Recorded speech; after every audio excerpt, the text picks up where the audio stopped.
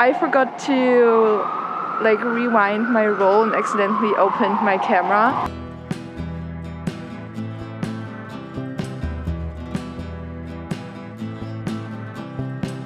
Hi, my name is Marlene. I am currently a student and also an amateur photographer who mainly shoots film. Today you can join me on another photo walk in probably New York's favorite borough, Manhattan, where I will work on some street photography. This is the 6th episode of my series Frame by Frame Photo Walks, where I take you with me on my regular photo walks here in the city, giving you a glimpse into my thought and work process while I'm out taking my pictures, and also talking about the outcomes afterwards.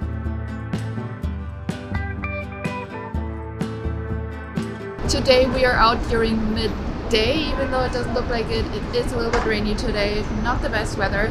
But the last time we were actually out during night, trying out night photography on film. And I do have to say that I got some pretty cool shots out of that one. So if that sounds interesting to you, I do have a playlist for this series on my channel, so you can check it out if you like. And if you want to see even more of the photography that I do, don't hesitate to stop by my Instagram or even my website. And on my Instagram, I post daily. Both are also linked down in the description. In terms of equipment, I'm shooting with the Canon A-1 and a 28 to 70mm lens. For my taste, this is the perfect lens for street photography. I can also recommend this more to other beginners who don't really feel comfortable with the closeness aspect that comes with doing street photography, because you can really just you can zoom in, you can zoom out, and the 70mm gives you enough space to a person, but you can still capture them pretty well without it being too much of a big lens, because personally I'm also someone who really likes to have a smaller lens and not carry like a big heavy lens around with them, and this one is pretty perfect for my taste. You can find some decent lenses out there also for pretty cheap. I don't know the exact name of the lens that I have because I bought this one on eBay and it was just in like a random package, but you should find similar ones if you look up Exacta 28 to 70mm macro manual, because this lens also has a macro mode, which I rarely use, but look it up and maybe you will find it, and it is pretty cheap. You can get it for around, I think, 25 bucks. Besides my Canon, today I'm actually also going to use my digital camera because I forgot my additional roll of film. There is already a roll in my camera that still has like 12, 13 frames left on it, but I decided that I don't want to buy a new one because I have tons of film at home in the fridge. So today we're probably gonna mix a little bit of digital and film. And for my digital camera, I use the camera that I also film with right now, which is the Fuji X-T20, and on that I have a 28mm TTartisan lens.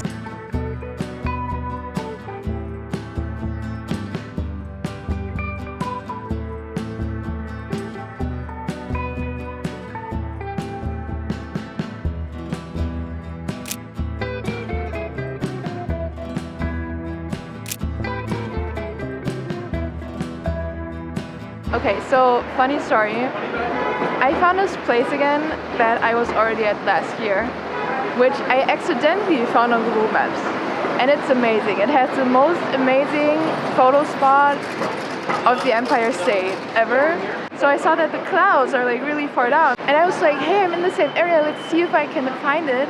And I walked a few streets and I was like, fuck, they maybe built another building on top of it, because it's like really rare to find these kind of little buildings here in the town. And they didn't, it's still here. If you position yourself right and if you choose the right angle, the Empire is directly between the two buildings. And it's a really nice photo, and I love it because now I have it to compare, because the last time I was here was like an extremely sunny spring day. That's amazing. That's amazing. This is the photo that I took last year in spring, and this is the photo that I took today. And I think that it is really cool to see the difference between the two.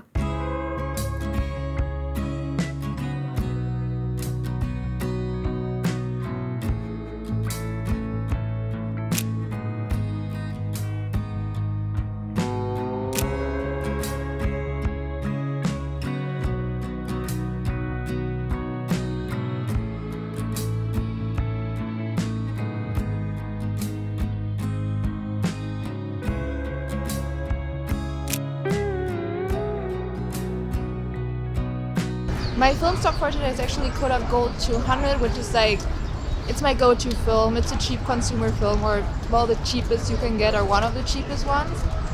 And it just performs in all kinds of scenarios. It's an all-rounder, right? Personally, today is kind of challenging for me because normally I like my photography really colorful, really vibrant. I lately like to play with light and shadow. Today this is not really possible because it's rainy, it's cloudy, it's foggy. But I thought, let's challenge ourselves, and go out and maybe try to find something else interesting, because why not? Because I need to practice this.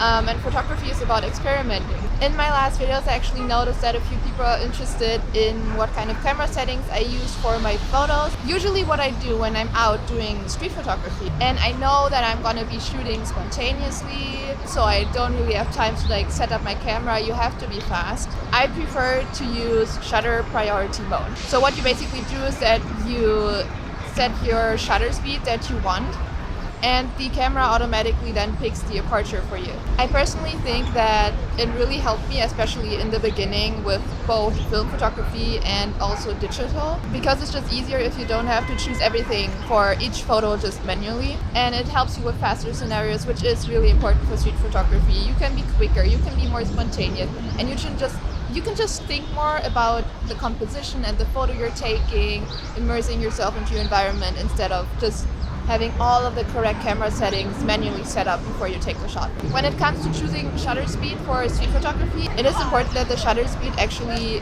freezes the motion that you want to capture, and it is probably the most important setting when it comes to street photography.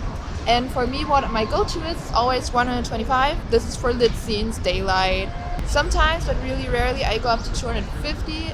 But this is only in really bright light and where I know this photo will definitely be overexposed if I don't compensate now. On the other hand, situations that are a little bit darker, I usually choose a shutter speed of 1/60th of a second. This is mainly because I can still easily handhold this shutter speed, and below that I would always use a tripod, but I don't go handheld below 60.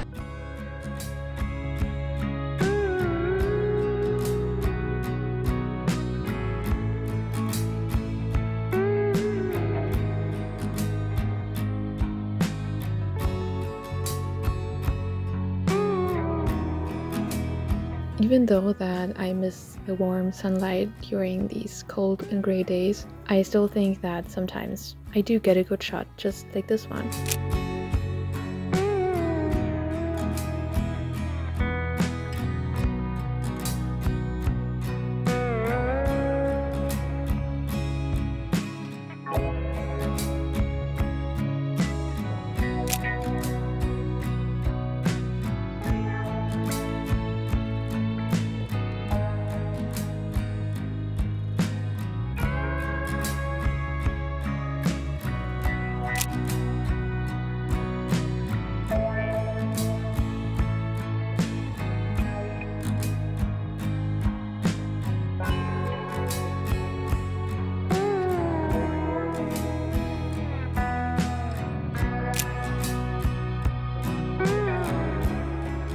So I just finished the roll that I already had in my camera, and as I said in the beginning, I forgot to bring another spare one, and I'm not gonna buy a new one because I also don't think that I can get it anywhere around here. Right now we are at the brink of Chinatown, and I always end up in Chinatown somehow. I wish it would be raining so more people would walk around with umbrellas and stuff. It would be more interesting, but we gotta try and make something out of it.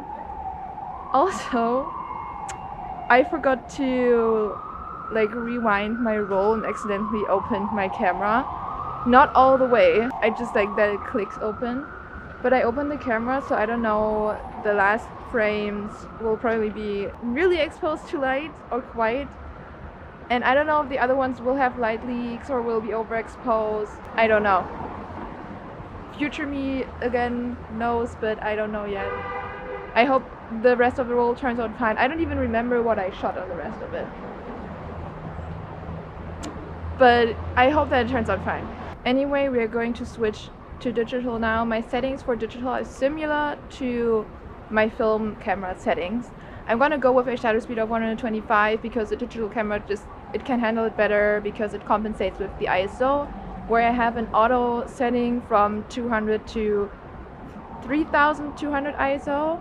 So the camera kind of handles it automatically, and I always like to adjust the exposure a little bit manually in the RAWs afterwards anyways. And that's what I'm going with. Luckily, my film roll did turn out alright, and not a single picture was actually overexposed, which I was really surprised. So the damage wasn't as bad as I probably thought in that moment.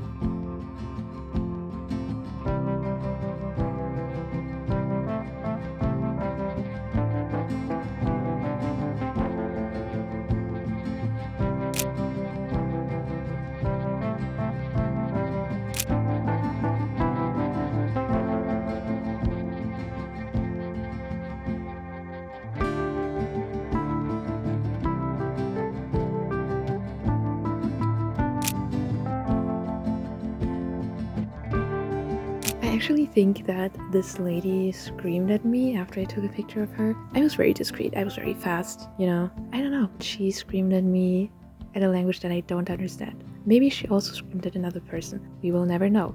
But I think the picture turned out really good.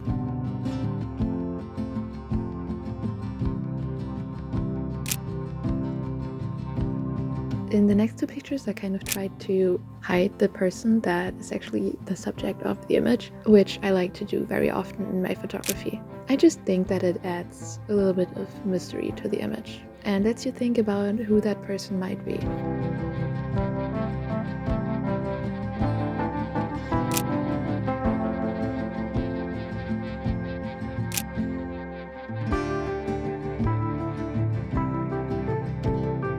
And that's a wrap on the 7th episode of Frame by Frame Photo Walks. Let me know what you think of the final images, and don't hesitate to ask any questions you have in the comments about my settings. If you want to check out more of my photography, my website and Instagram are all linked in the description, so you can check them out if you'd like.